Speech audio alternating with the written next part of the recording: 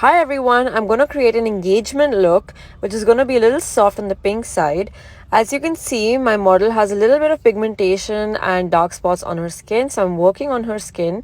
I like to apply the serum with my hands because I feel it really seeps into the skin, and then apply the moisturizer or primer on top of that, which doesn't just hydrate the skin but it also leaves a really nice shield on the face. And then using a concealer slightly dark for her skin, I'm just covering up her skin so that any of the dark spots and pigmentation has a nice layer of an even base. I also just brightened up the T-zone area along with some contouring to add some dimension and structure to the face, and then going in with the cream blush, which is going to add a little bit of color to the face before we set it all in place. I'm using a compact powder with a puff, and then I'm going in with a loose powder because we have not yet started doing the eye makeup, and also for a little bit of baking and to take out any fallout that might happen with the eyeshadow. And I'm just applying a little bit of the eye base so that the eye makeup stays in place. There's no creasing. I'm applying eyeshadow in a very soft and gentle manner using a blending brush. I'm just creating a little base for the halo eyes, so we're going to be creating a crease from the center of the eyelid.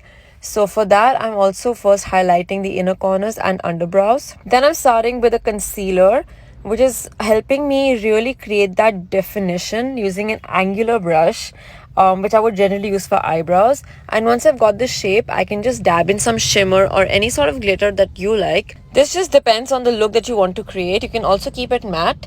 It's just about opening up the eyes, giving them that lift and that glamorous effect. I'm nicely shaping her eyebrows because they're a little bit different from each other. So I really had to work on the eyebrows to give them that perfect definition so that they look equal and even. Moving on to the rest of the face, I'm applying a little bit more blusher because obviously it's an engagement look. We want to keep it girly, we want to keep it softer.